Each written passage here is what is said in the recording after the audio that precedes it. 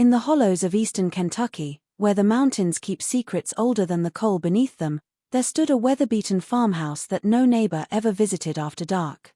From the outside it looked like any other poor Appalachian home: sagging porch, rusted tin roof, laundry frozen stiff on the line even in summer.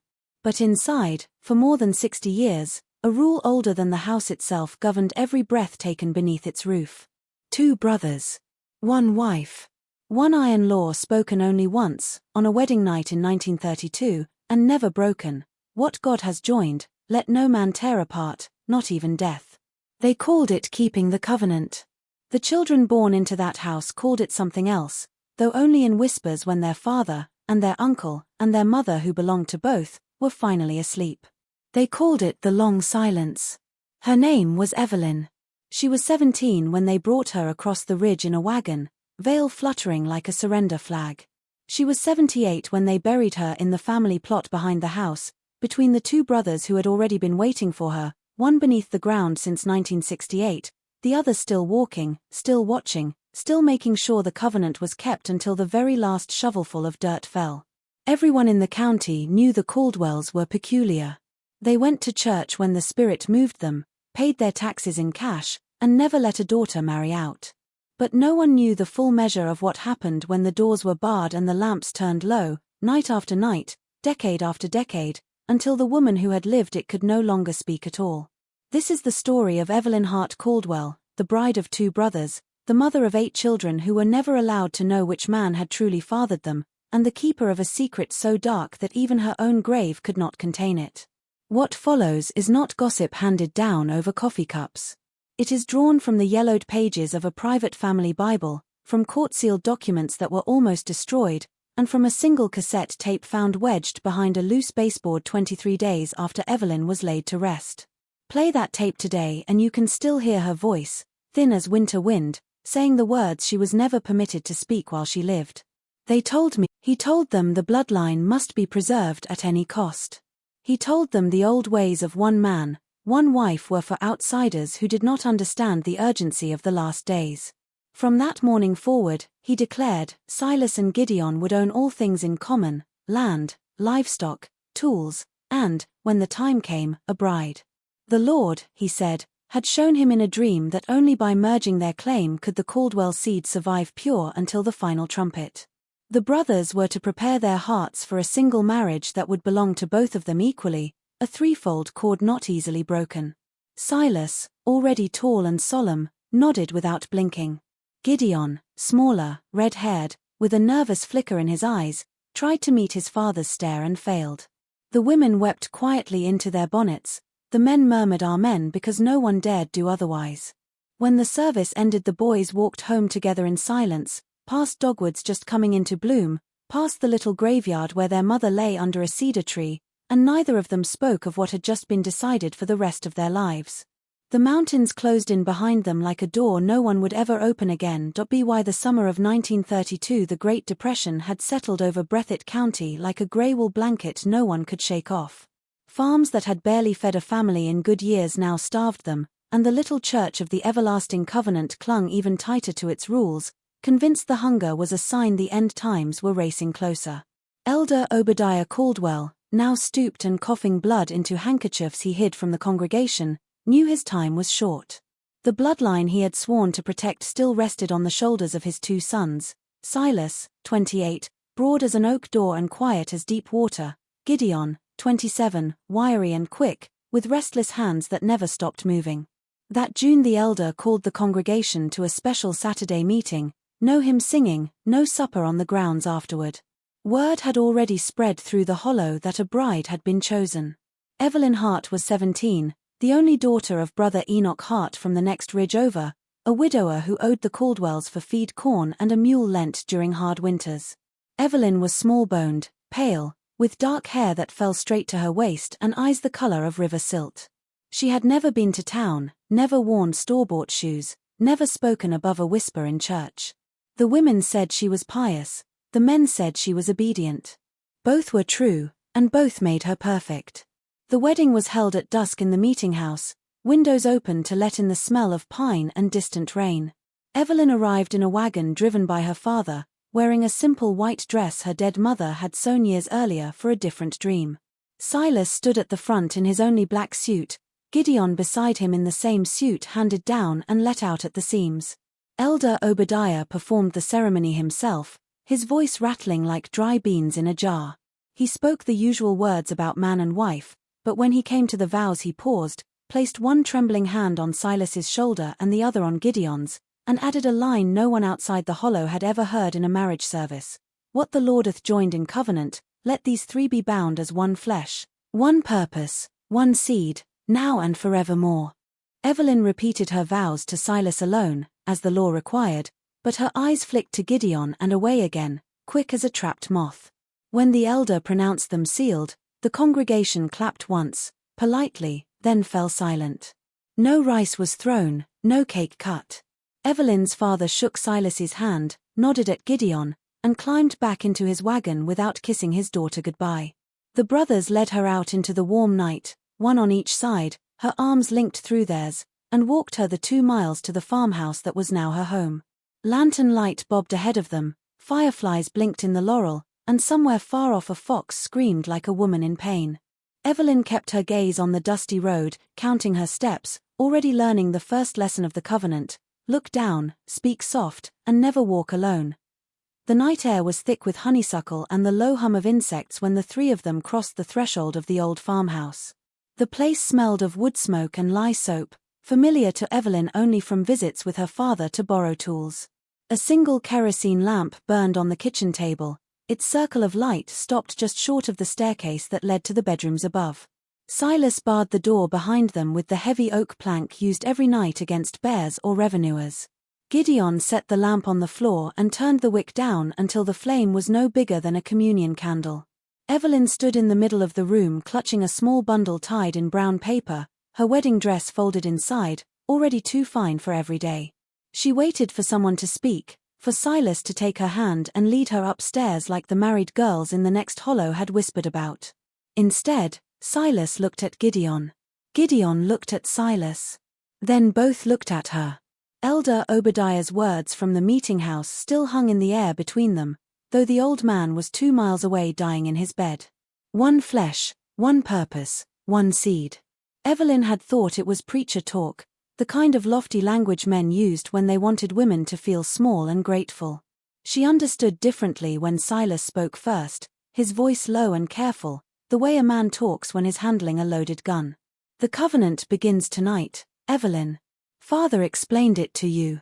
She nodded, though no one had explained anything beyond "you will be a help to the bloodline." She had pictured lying beside Silas, maybe shy, maybe frightened, but still the ordinary terror of a wedding night. She had not pictured Gideon pulling a straight-back chair into the bedroom and sitting in it, elbows on his knees, red hair glowing like fresh blood in the lamplight. Silas took the bundle from her arms and set it aside. He unbuttoned the tiny pearl buttons at her wrists while Gideon watched without blinking. When Silas reached the buttons at her throat, she started to tremble, not from cold. The room was warm, the windows still open to the night. Silas paused, cupped her chin, made her look at him. "No part of you belongs to one of us alone," he said. "Not tonight. Not ever. That is the promise we made before God." Gideon spoke from the chair, softer, almost apologetic. "It's only hard the first time, Evie. After that it's just the way things are." She wanted to ask what things, what way, but the question died behind her teeth when Silas lifted her off her feet and carried her through the narrow doorway into the room that had once belonged to their dead mother. The iron bedstead creaked under their combined weight. The lamp followed, carried by Gideon, who set it on the dresser so the shadows stretched tall and thin across the log walls.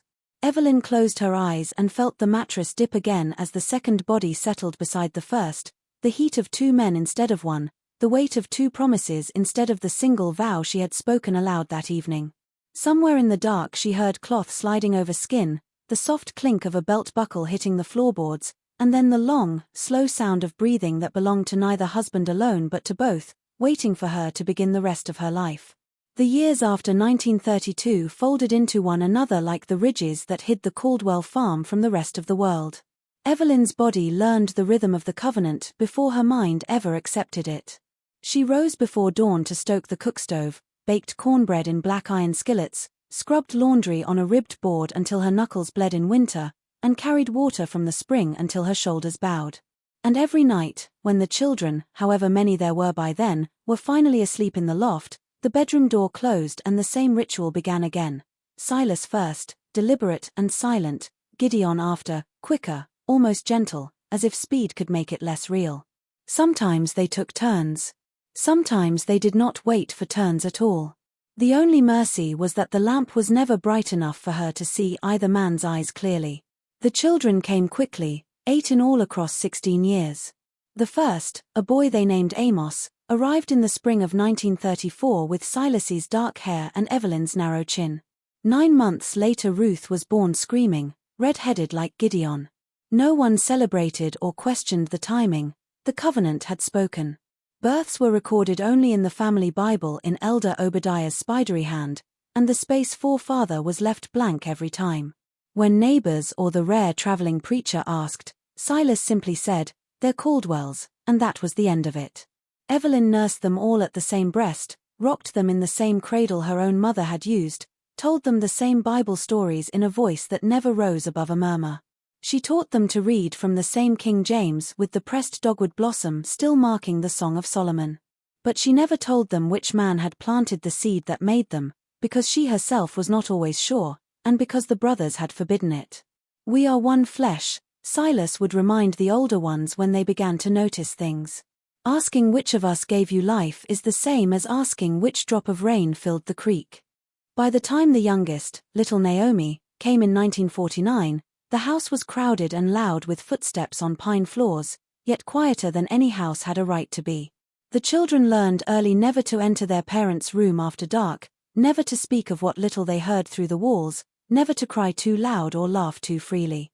They grew tall and thin like mountain saplings starved for light, with eyes that looked past anyone who tried to meet them straight on. Outsiders called them solemn. The truth was simpler: they had been born into a secret too heavy for small shoulders, and the weight pressed the joy out of them long before they understood what they were carrying. At night Evelyn lay between the 2 men who owned her, listening to 8 small hearts beating upstairs, and wondered which of them would be the first to break. By the late 1930s the rule had hardened into something colder than scripture, something the brothers enforced with the same calm certainty they used when butchering hogs or docking a lamb's tail. No jealousy must ever take root, they said, because jealousy was the crack through which Satan entered a house. So every act of marriage, every moment of skin against skin, had to be witnessed, shared, or performed in such quick succession that neither man could claim he had been given more or less. The bedroom door stayed unlatched, the lamp stayed lit just enough to see shapes, and the 3 of them moved like actors in a play they had never been allowed to rehearse. If Silas rose from the bed to get a drink of water, Gideon took his place before the sheets cooled. If Gideon stepped outside to the privy, Silas was already waiting when Evelyn turned over, his hand heavy on her hip as though the night itself belonged to him until his brother returned. Some nights they simply stayed on either side of her, one mouth at her throat, one hand between her legs, trading places without a word, breathing in tandem like a single creature with 2 hearts. Evelyn learned to close her eyes and count the knots in the pine ceiling until it was over, then open them again to whichever face happened to be closest. The children, when they were old enough to understand the muffled sounds drifting down the hall, were told it was the wind worrying the tin roof. They believed it because they had to. Once, 8-year-old Amos wandered downstairs thirsty and saw the sliver of light beneath the door, heard his mother's sharp intake of breath that was not quite pain and not quite anything else. The next morning Silas took him behind the barn and whipped him with a peach switch until the boy could not sit for a week, not for what he had seen but for leaving his bed without permission. After that no child ever crossed the kitchen after dark. Evelyn tried once, only once, to ask for a night alone with Silas after Gideon had been kicked in the head by a mule and lay fevered for days. Silas looked at her as if she had suggested cutting off one of his arms to spite the other.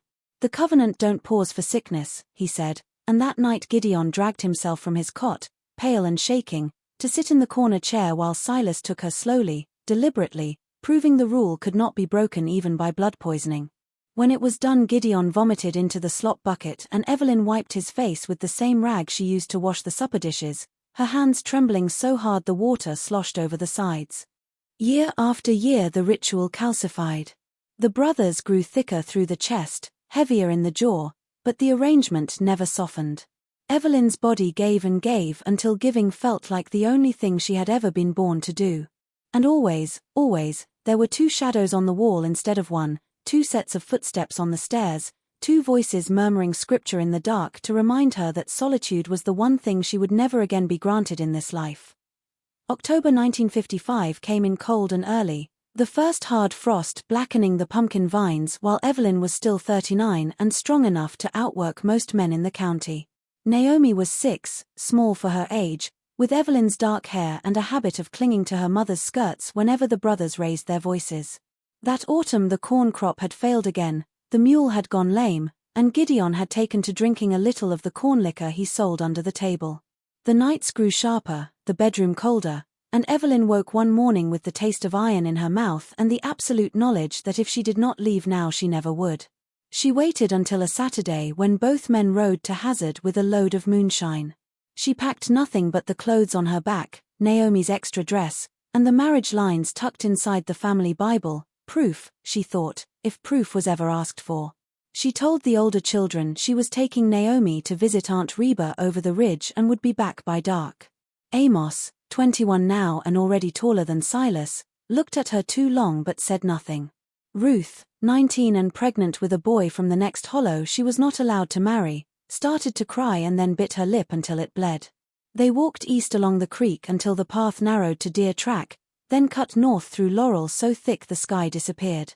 Evelyn carried Naomi on her hip when the child tired, whispering stories about towns with picture shows and streets lit bright as day. By noon they were miles from the farm, higher than she had ever climbed with a child in her arms. She began to believe the mountains themselves might let her go. They were caught just after dusk on the far side of Beecher's Knob. Silas and Gideon had turned back early when a jar broke in the wagon and soaked the crates. They knew every shortcut, every still-used trail. They came up behind her quiet as panthers, Silas on the big bay horse, Gideon leading the mule. Naomi saw them first and screamed. Evelyn dropped the Bible and ran, but the slope was steep and her legs gave out 20 yards down. Silas dismounted and lifted her over his shoulder like a feed sack. Gideon picked up Naomi, who was sobbing so hard she choked. Neither man spoke on the ride home. The congregation met the next morning, Sunday or not. They dragged Evelyn to the meeting house still wearing the dress she had walked in, hair full of twigs and laurel leaves. Elder Obadiah was 2 years dead, but his rules lived on. They made her stand in front of the rough pine pulpit while the women keened and the men recited verses about Jezebel and the rebellious wife. Then they locked her in the attic room above the kitchen, a space no bigger than a smokehouse, with one narrow window too high to reach and a slop bucket that was emptied once a day. For 7 months she saw no one but Ruth, who brought cornmeal mush and water and whispered through the door that Naomi cried herself to sleep every night asking for Mama. The brothers took turns sitting outside the door with a shotgun across their knees, reading psalms aloud in voices that never rose and never softened, reminding her that the covenant was forever and the mountains had chosen not to let her go. February 1968 arrived with a thaw that turned every road into red soup and every creek into a roar. Silas was 64, thick through the chest and slow on his feet, but still the one who split kindling every morning and carried it in by the armload. That Tuesday he rose as usual before dawn, pulled on his overalls, and went out to the woodpile with the axe. Evelyn heard the first solid thunk of the blade, then nothing.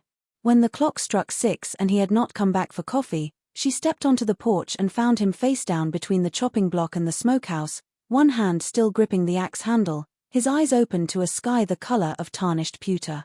The doctor from Hazard, summoned 2 days later because no one would fetch him sooner, said it was his heart, sudden and complete, the way a lamp flame snuffs out when the chimney falls. They buried him 3 days later in the family plot behind the house, under a raw wind that whipped the women's skirts and made the pines moan. Gideon stood at the head of the grave in Silas's black Sunday coat, too broad for him now, and read from Ecclesiastes about a time to be born and a time to die. Evelyn stood at the foot in the same grey dress she had worn for 36 years, Naomi clutching her hand so hard the child's knuckles went white. No one cried out loud, The covenant did not allow wailing at funerals. When the last shovelful of clay thudded down, Gideon closed the Bible and spoke the only words he would ever say about his brother's death. The seal remains. That night he moved into the big bed as though he had always belonged there alone with her. There was no discussion, no mourning period, no pretense that anything had changed except the number of footsteps on the stairs. The children, though still at home, watched him hang Silas's coat on the same peg, set Silas's shaving mug on the shelf, take Silas's place at the head of the table and in the bed they had shared for nearly 4 decades. Amos had left years earlier and never wrote. Ruth had married a man from Knott County who took her away the day after the funeral. The younger ones understood the message clearly. The covenant was not between 3 people, it was between the bloodline and the woman chosen to serve it.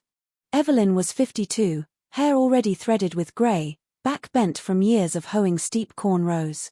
She had thought Silas's death might loosen the chain. Instead it simply shortened it.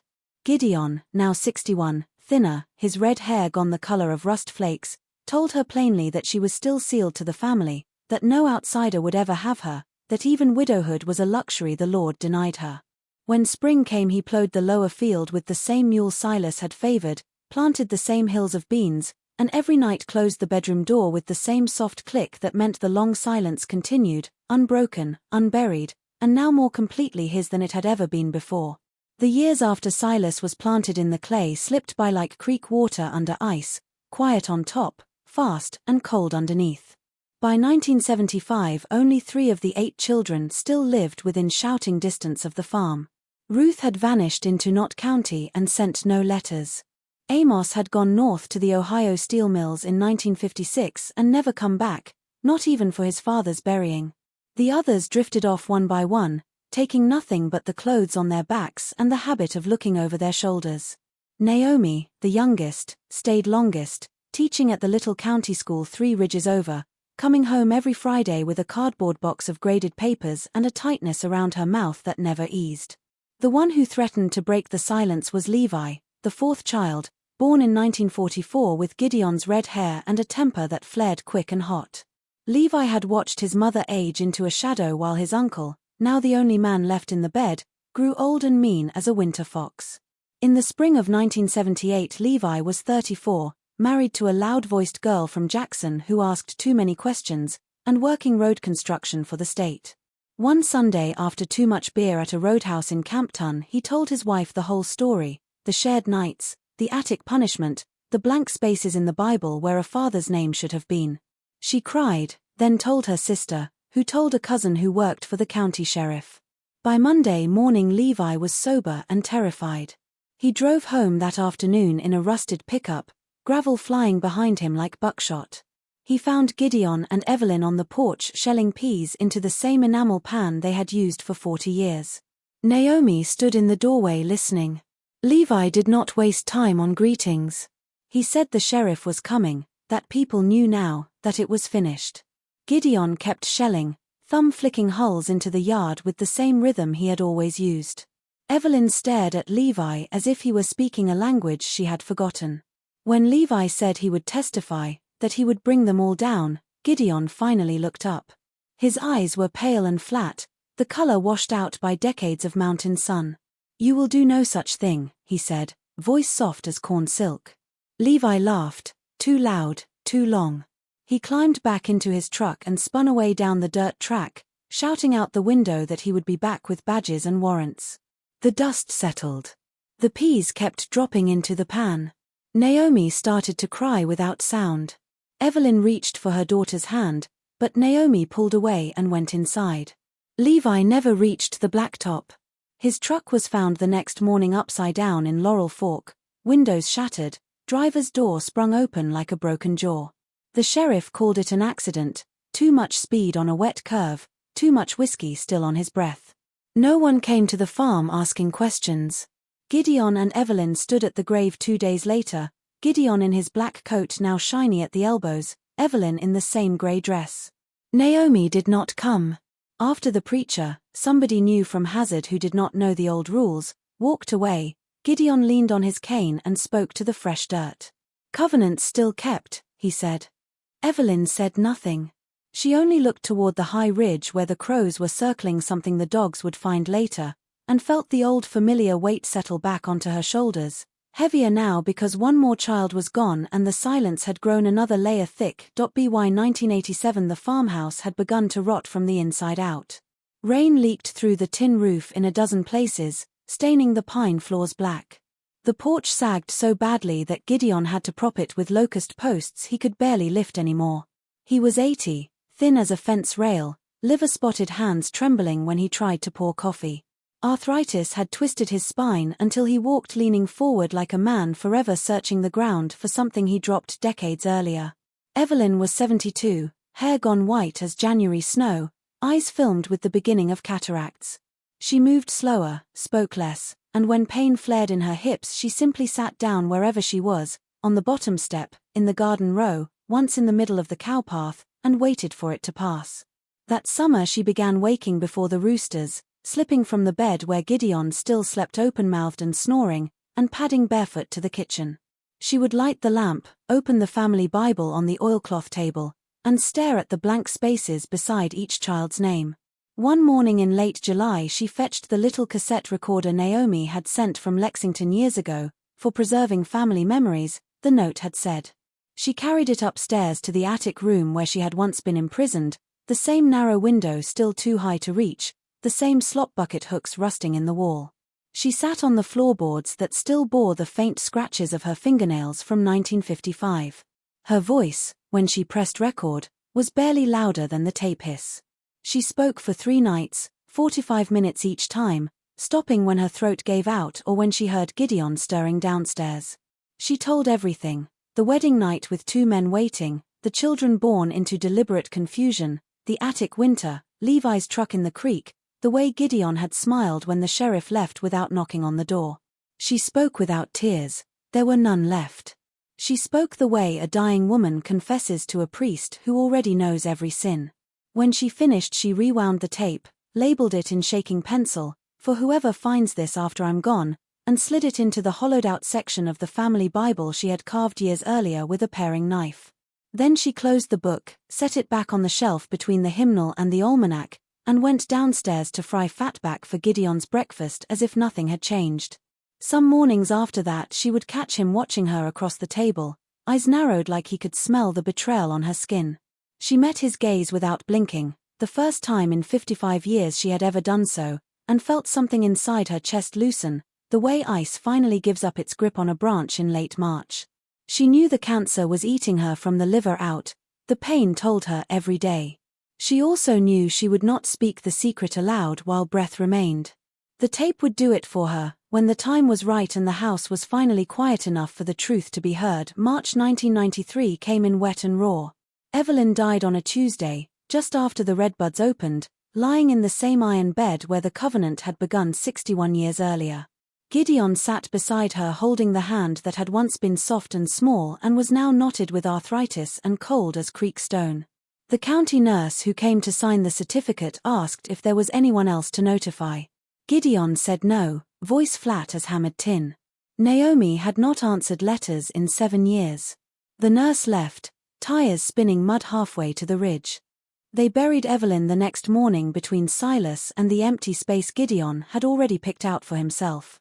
Only 4 people stood at the grave: Gideon, the same young preacher from Hazard, a gravedigger who wanted his $20 and to be gone, and a deputy who had come to make sure the old man did not fall in. Gideon read no scripture. He only stared at the pine box until the first shovelful of clay hit the lid with a sound like a door closing forever. 23 days later, on a morning so still the smoke from the chimney rose straight as a plumb line, Gideon woke to the smell of coffee he had not made. The house felt different, lighter, as though someone had opened a window he could not see. He shuffled to the kitchen and found the family Bible lying open on the table, pages fluttering though there was no wind. The hollowed-out section had been pried wider, the cassette tape gone. He knew before he turned around that strangers were in his house. 2 sheriff's deputies stood in the doorway, hats in their hands, faces careful the way men look when they have read something that cannot be unread. Behind them was a woman in a grey suit holding a small tape player and a court order.